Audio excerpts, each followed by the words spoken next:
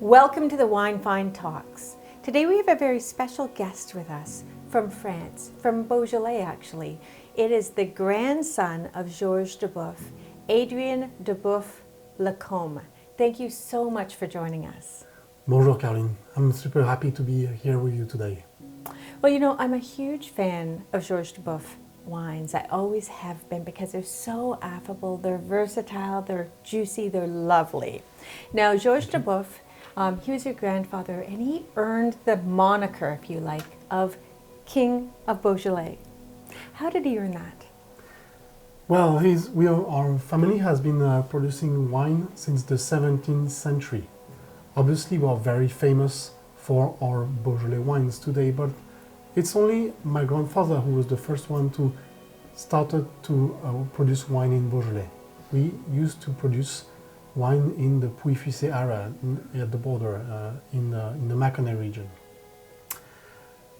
He only started to produce Beaujolais because some of the chefs in Lyon asked him to find some great wines of Beaujolais that they were struggling to find. At that time, you have to understand that wines of Beaujolais were shipped to Lyon, the world capital of gastronomy today. Yes. By bulk, in small oak barrel. And over there they were stored in the cellar of the restaurants and pumped over at the bar on top and served by the Pot Beaujolais, the carafe. So the quality was not that great. There were very, very little estate bottled wines. So my grandpa, in order to help those chefs, started to travel around the Beaujolais region, which he didn't know really. And he started to bottle wines at the estate for them and discover the greater place, the greater producer, and then had a lot of knowledge about Beaujolais. So in 1964 he decided to create his own winery, Les Vins Georges Duboeuf, and then put his name on the label as a brand. The wine became famous. He was able to ship all his production abroad.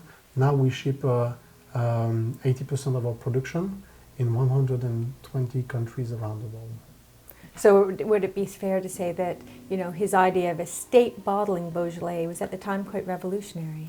Definitely, because the standard in quality of bottling was very poor at that time. And Jean Rizet, his mentor, always said that during bottling you can take out all the spirits of a wine if you make it wrong. The chefs must have loved him. Definitely, and all the clients of Yes. those chefs. And the wine drinkers, and I mean, I love Beaujolais, and in fact, we have a bottle I know very well. It's a classic in your portfolio. Maybe you can walk me through a tasting of it. So there we have a Beaujolais. It's a 100% Gamay. Gamay is a wonderful grape. I love it. You can find nowadays Merlot, Chardonnay, Cabernet all around the world, but it's always interesting to taste something different. Gamay, 2/3 of them are planted in Beaujolais. It's really linked to our region. It's a cross between Pinot Noir and Gouais Blanc, so it shares a lot of similarities with the Pinot Noir, while having a much more freshness, fruitiness, perfume. And it is a wine that is meant to be drink slightly chilled to reveal all its perfume. And the juiciness, I love that because it's so quenching when it's slightly chilled. Exactly, that's the Yes. quintessence of Beaujolais. You know, this easy drinking wine, uncomplex, to make it approachable. Obviously, you got a lot of strawberries, raspberries flying out of the Beautiful. glass. And crisp, you know, crisp and yet beautifully balanced. You can see, when you taste this, it's very easy to see the parallel with Pinot Noir because of structure. You know, it's not too heavy or rich. It's round, it's got the elegance, it's got the lift, and it's the thing about Beaujolais that I love, certainly your Beaujolais, is you've got length. Gamay can be quite short. It can also be quite angular if it's not well balanced and well made. And And I find this is still going on with a little bit of white pepper even on the finish, which makes it gastronomic, you know.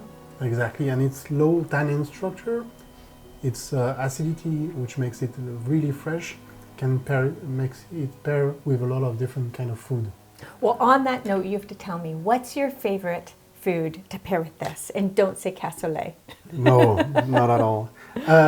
Which could be interesting, but no. I think a barbecue would be great. A beef barbecue, something simple. After you can have some cured meat also. Cured meats, yes. French cheeses on it. Yes, love it. Adrien, thank you so much for joining us. I love what your grandfather did in Beaujolais, and I love these wines. So thanks for sharing its history. Thank you very much for having me.